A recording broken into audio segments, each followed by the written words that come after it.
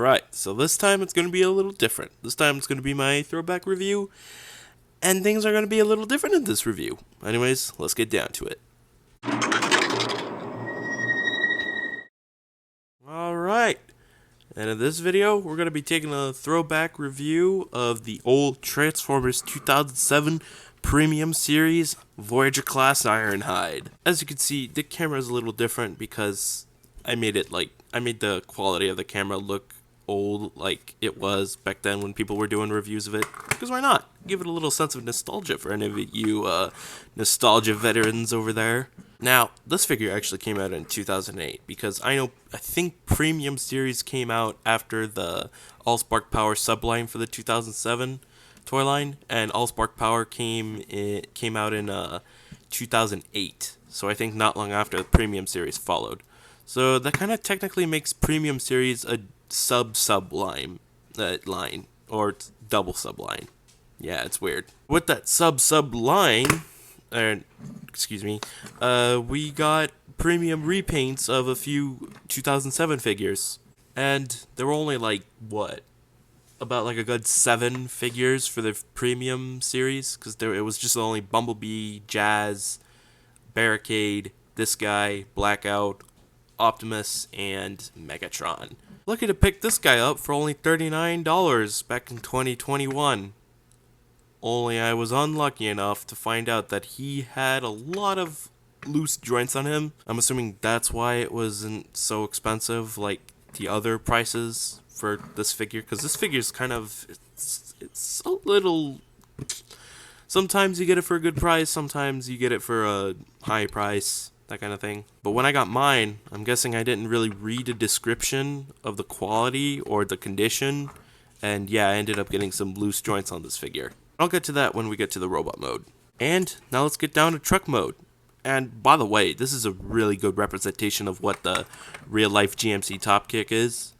Honestly, I feel like the 2007 Voyager class Ironhide does a really good job with this. There is no other live-action movie figure of Ironhide that can transform into a better representation of the GMC Top Kick than the 2007 Voyager class Ironhide. And honestly, I feel like this figure was made to turn into a cool-looking GMC Top Kick, because that was kind of the idea back then, before they decided to make better-looking figures. They always wanted to transform them in a way where they look like accurate car modes. Kind of like this one toy line that I can't think of right now. It was around the time of the Unicron trilogy and the 07 movie line. I can't think of its name right now. Let me know in the comments. But they made some pretty accurate car modes. The robot modes, not so much. And you know what? The robot modes back then, they weren't so bad. At least you could articulate them a little bit. And you know what? When they transformed into their robot modes, it was pretty creative in a way the transformation was. And this time, I'm going to do a little size comparison with the alternate modes. So here he is next to his buddy Big Boy Ratchet. By the way, this is a cool figure. I think I should do a throwback review on this guy as well. And here he is next to Jazz. Here he is next to Bumblebee, the 07 Bumblebee. And then quickly shifting to Dark of the Moon, here he is next to the Voyager class Ironhide, which was the G1 redeco. And then jumping into Studio Series, we got this Ironhide. Yeah, look at that. 16 years later. Looks way much different now. This was downsized, which that was kind of, I guess that was okay. And lastly, wanted to do a little size comparison with him between the 86 Studio Series Ironhide. Yeah, that's a little weird. And for weapon storage, I almost forgot to mention, was that the guns go right here. Yeah, and that's pretty much it. You could take them off, actually. And yeah, maybe a little bit more accurate. I mean, the arms are over here and it's quite visible, but you could pretend those are like engines, because you know, back then Top Kicks kind of had they had a lot of pieces on the bottom. So yeah, the arms kind of worked that way. So I forgot to mention, but when I got this figure, he was also worn out on the paint. I mean, there are some scratches over here and over here, which I don't really like, because I really like looking at this front. I don't like how that GMC logo is a little scratched off. It's okay. Although, I kind of wish they didn't really paint the lights. I wish it was just gray, because it's more accurate that way. Whatever. The original 2007 Voyager Ironhide had that covered. Well, anyways, I think we can get down to transformation now. So let's get down to it. That should be fun. Let me put the camera up a little higher. Don't worry.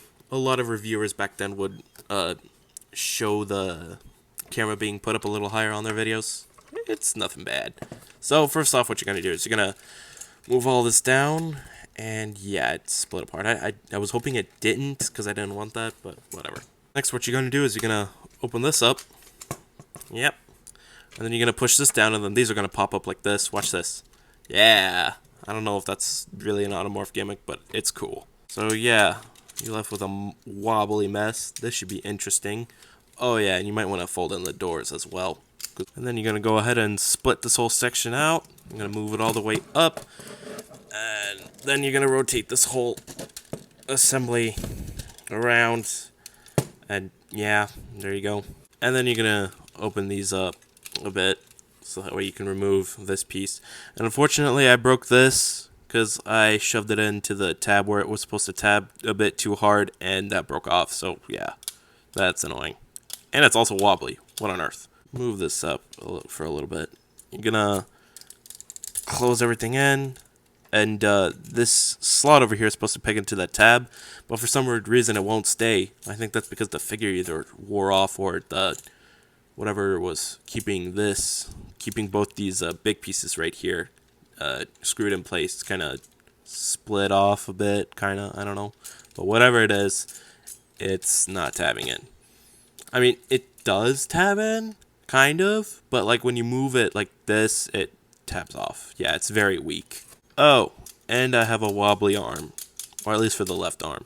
Oh, and one thing you might as well get out of the way is opening up Ironhide's goofy 2007 head. Anyways, you're going to notice a tab, this whole slot right there that connects it to that tab right there. That's going to tab in, but for some weird reason mine doesn't really stay in, or at least on the left side, because it's a wobbly arm.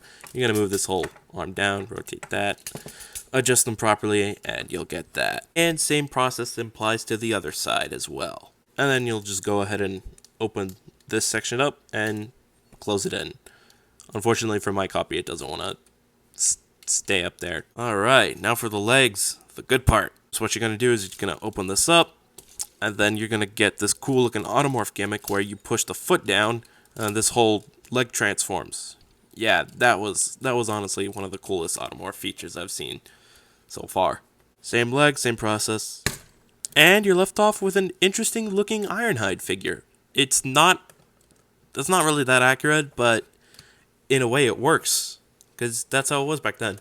The figures back then may have not been accurate, but they kind of worked in their own way. Come on, stay in there. And if you don't want these to move around, you can just simply push them down a little bit more. And yeah, but then you get like a little bit of a flat Ironhide chest. So if you want, you can still keep it this way.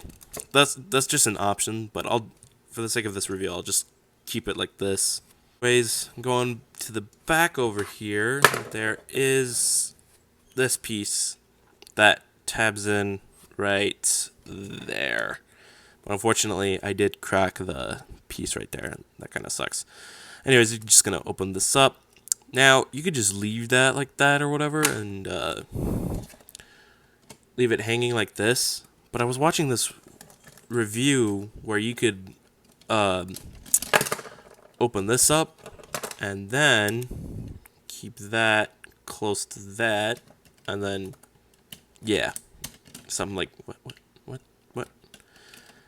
stand by, this could take a while. Let me see. I got it in there. I don't got it in there. That's oh wait, and then close that in, and there you go. Backpack. And that piece fell off again. That's annoying. And yeah, that serves as a backpack, a very goofy backpack, but whatever. So, painting and sculpting on this figure, pretty good. pretty good. Not too bad. Although I kind of wish the quality was a little better because it would have made this figure a bit more enjoyable. Because there are some quality issues, at least on my copy. Like this. Look at that. And this. Like it just doesn't want to tab it right there. That's annoying. And then this broken piece on the back. That's kind of annoying as well. Oh yeah, and when you move it down like this, that splits apart. The figure splits apart. That's kind of annoying. And you can't really move these without detaching the shoulder. Yeah, that's... Oh, there we go. It's collapsing. I guess the accessories look cool. The cans look okay, but with the missiles over here, you can't really... And the backpack fell. You know what? Forget about the backpack. For the missiles over here, you can't really do much with them because this cannon is supposed to connect it to that cannon, which will allow these pieces to fire. You know, it's just easier if I show you. This connects in right here, and this little piece goes in, and then you could shoot it using that. Yeah, that's kind of cool. I like that. It's a cool added feature. Yeah. Can't really reach the... forget it. I'll just... And there we go. He died. Way to go. So, yeah. Big cannon right here. That's a little weird, kind of. I can't imagine this thing building up a whole bunch of weight for this figure. Look at that. It doesn't matter. The figure could still hold it. Joints are a little... Some joints are tight on this, actually. Now, you're probably asking, why would I start with the alternate mode and work my way up to the robot mode when usually I start with the the robot mode and work my way down to the alternate mode? Well, first of all, I honestly think starting with the alternate mode with the 07 figures works better, first of all. Second of all, that's how it was back then, when people would review the old movie toys. They'd start out with the alternate mode, anyways. Take Bolt Matrix and Optibotimus, for example. Those two reviewers are like OGs. We're talking all the way back in 2007. Oh, and back then these type of videos were called video reviews. So that's why I kind of took the word video and review and put it together and called them ReviewDeos. And yeah, that does sound awkward, but hey, no other YouTuber used that word, so I just decided to take that word and implement it on my reviews. Anyways, let's just get down a size comparison. Original Ratchet, Final Battle Jazz, Classic Camaro Bumblebee, Dark on the Moon G1 Redeco Voyager Class Ironhide, Studio Series Ironhide, and lastly, Studio Series 86 Ironhide. Alright, now it's time for articulation.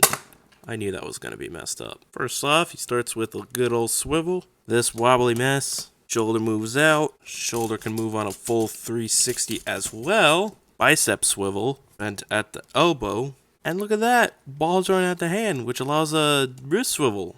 And a little bit of an up and down. Unfortunately, no waist swivel, but that's okay. That can... Hey, you know what? This kind of serves as a bit of an ab crunch. A loose one, though. It doesn't really help. Leg can move all the way up that far. Can move all the way back that far. Oh, and the legs can spread, too. Bent at the knee. Oh, and there is a knee swivel as well. And unfortunately, nothing for the feet. I mean, I guess you can move the front foot up and down, but... Nah, probably not. No. So, articulation, I mean, it allows for a good posability. But then, of course, there are some parts that kind of limit the articulation because this is an old figure after all. Articulation wasn't like how it is now, of course. So, that concludes my video review, my blast from the past, my ReviewDeo of this guy, the Transformers 2007 Premium Series Voyager Class Ironhide. Overall, I guess I give it like a 6 out of 10. This figure is good, although quality for mine really kind of messes it up for me. That's why I've been thinking of selling this one and getting a replacement. You ever heard of the Recon Ironhide? It's just like this one, but it's got a better head, and it comes with a little bit more accessories. Oh, also, this mold has seen a lot, and I mean a lot of repaints, redecos, and remolds. It's crazy. The repaints and redecos go all the way up to Hunt for the Decepticons. Anyways, if you like what you saw, and if you like my little creativity with the screen, even though it's a little different, just like old, I did that because I thought, why not? It would correspond with doing an old review. And I'm sure a lot of people who grew up watching those kind of reviews kind of miss those. Not many people do that kind of stuff anymore. So I decided to do something like that, kind of. Slam that like button. Share this with your friends as well. And be sure to hit that big red button as well. And yeah, I think that's pretty much it. That's my conclusion. See ya.